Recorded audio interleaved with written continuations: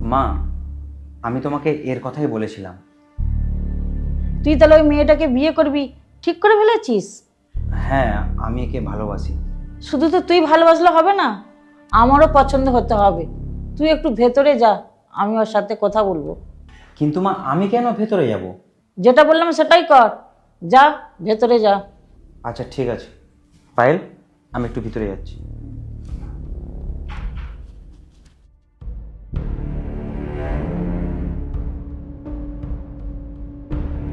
তোমাদের বাড়িতে বোধহয় কেউ গুরুজনদের পায়ে হাত দিয়ে প্রণাম করতে শেখায়নি? হ্যাঁ মা, আমি আসলে আপনাকে প্রণাম করতেই যাচ্ছিলাম। পারি, মাকে কেউ প্রণাম করে? এখানে বসো। তুমি কি খাবে বলো, চা না কফি? না না, আপনি কি খাবেন বলুন, আমি বানিয়ে আনছি। না না, তুমি কেন বানাবে? তুমি কি খাবে বলো। তাহলে কফিটাই খাই। পবিত্র, আমাদের জন্য 2 কাপ কফি নিয়ে আয় তো। এ কি, আপনি ওকে বলছেন কেন? আমি বানিয়ে আনছি। কেন? কেন তুমি বানাবে? ও তো বানিয়ে আনছে। বাড়ির সমস্ত কাজ ওকে শিখিয়েছি। বাড়ির ছেলে বলে কথা বাড়ির কাজ করবে না, তা তো হবে না। আচ্ছা। আচ্ছা শোনো, আমি তোমাকে বৌমা হিসাবে মেনে নিতে পারি, আমার কিন্তু 3টে শর্ত আছে। শর্ত?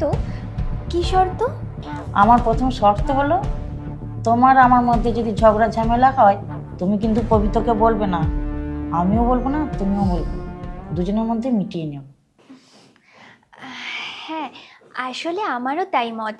এইসব ব্যাপারে বাড়ির ছেলেদের না জড়ানোটাই ভালো। আমি রাজি আছি। আমার দ্বিতীয় শর্ত হলো, তুমি কোনোদিন আমাকে বৃদ্ধাশ্রমে পাঠানোর ব্যবস্থা করবে না। না না, এটা কি বলছেন মা আপনি? আমি কেন আপনাকে বৃদ্ধাশ্রমে পাঠাবো? তাছাড়া মায়ের আশীর্বাদ ছাড়া তো সংসারটাই অসম্পূর্ণ। আমি রাজি আছি।